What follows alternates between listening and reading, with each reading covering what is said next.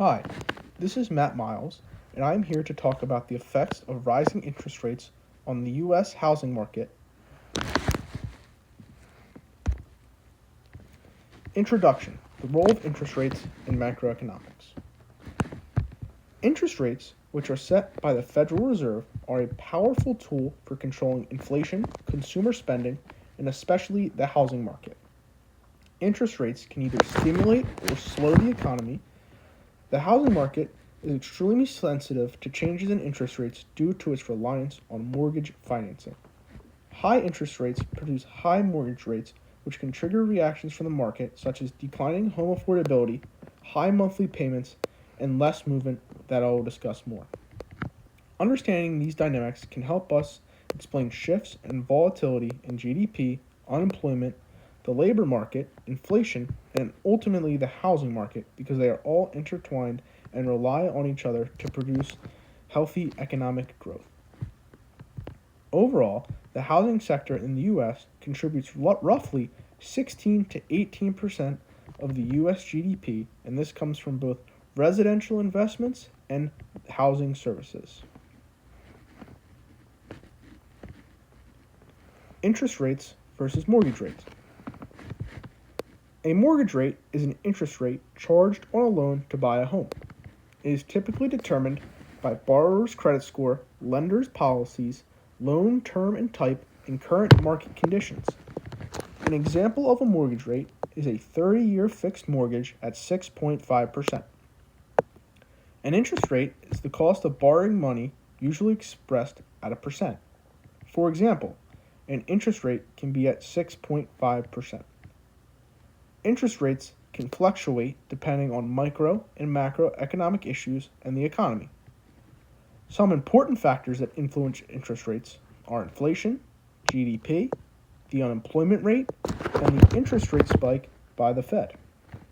Simply speaking, inflation is the increase in the prices of goods and services over time, which leads to a decrease in purchasing power. When inflation is high, banks often raise interest rates to slow down spending and control prices. Another factor that influences interest rates is the GDP. Strong growth means high interest rates to avoid things overheating. Another factor is the unemployment rate. High unemployment means lower interest rates to encourage job creation, and probably one of the most important influences over the interest rate is what the Fed sets it at. When you look to the right, you can see the chart of the 30-year mortgage rate and the federal funds rate. The Wall Street Journal article, "Homeowners Who Gambled on Lower Rates Are Paying the Price," provided the graph to the right.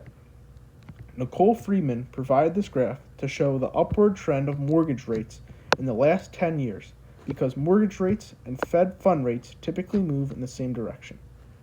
And obviously you can see that here as well. Federal Reserve. The Federal Reserve, also called the Fed, is the central bank of the United States. The Federal Reserve is primarily led by a board of governors consisting of 7 members, including a chair. The board is appointed by the president and confirmed by the Senate. Jerome Powell right now is serving as the 16th Fed chair in the Federal Reserve, a position he has had since 2018. You can see he is the older white man in the center. The Federal Reserve acts much like a bank for banks. It manages the national money, oversees the financial system, and ensures smooth functioning of the economy. But probably one of their most important duties is monetary policy, as they have the power to set interest rates. The Fed uses tools like the federal funds rate, quantitative testing, and assessing economic conditions to set the interest rates. While the Fed does not directly set mortgage rates, it sets interest rates, which influences rates that affect mortgage rates, especially long-term rates.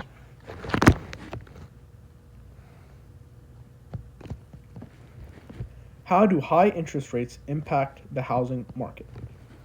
One of the biggest problems with rising interest rates is housing affordability. Higher interest rates shrink buying power, making homes less affordable for most buyers. People simply do not have enough money to buy the house and then pay the higher interest. Because of higher rates, buyers often qualify for smaller loans.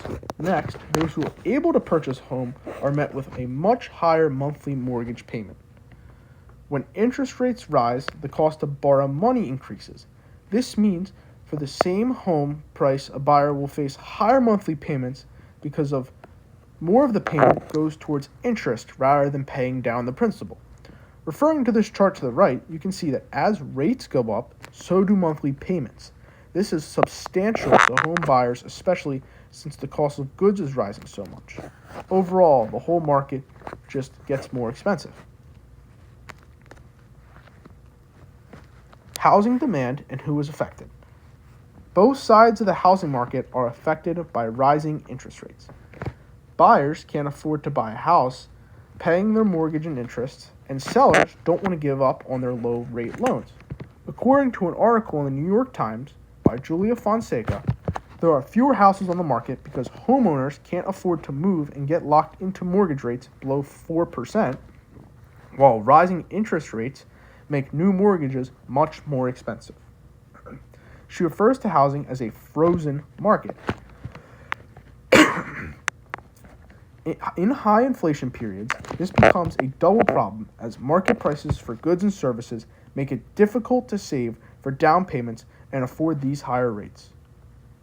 In today's housing market, first-time home buyers face distinct challenges because of limited financial flexibility, low inventory, and higher monthly payments. This affordability crisis not only affects first-time home buyers, but has broader impacts on the macroeconomy since housing activity is a significant contributor to the GDP through construction, real estate services, and other related industries. As I said before, 16 to 18%. In the Wall Street Journal article cited by Friedman speaks about the effects that a dampening housing market has on the labor market because it makes it harder for workers to move or switch jobs, which can dampen economic productivity.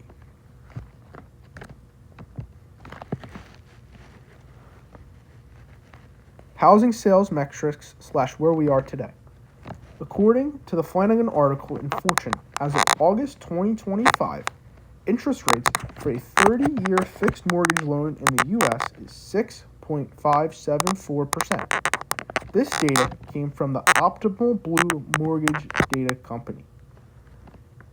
Mortgage rates seem to be holding steady as it seems like this mortgage rate has hovered around 6 to 7% for quite a while now.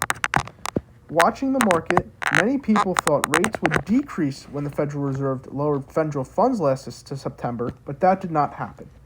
The Fed is moving with caution as they continue to tighten monetary policy. While watching inflation hover from 2.7 to 2.9%, which is above the Fed's 2% target, looking at this graph and seeing with the high mortgage rates, it is discouraging to see housing affordability at its lowest point since 1989. After looking at this stat, I am relieved that I'm not currently in the market to buy.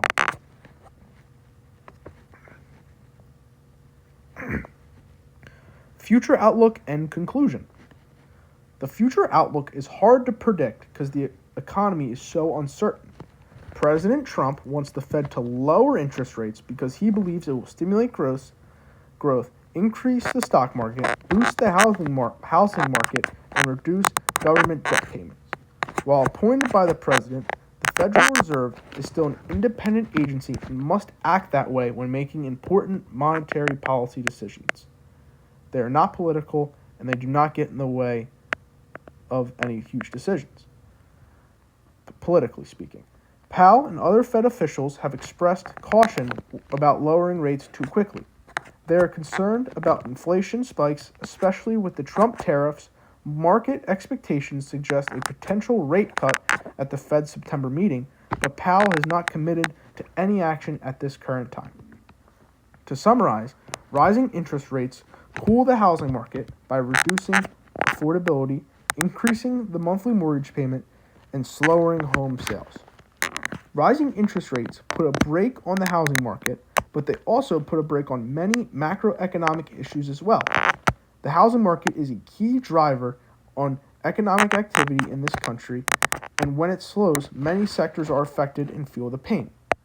A stagnant housing market can lower GDP/economic growth, halt the labor market, and hurt inflation. As I said before, 16 to 18% is a large cut of the national GDP. Thank you very much, and I hope this video helps you understand the effects of rising interest rates on the U.S. housing market. And here are the sources that I used for this presentation. Thank you.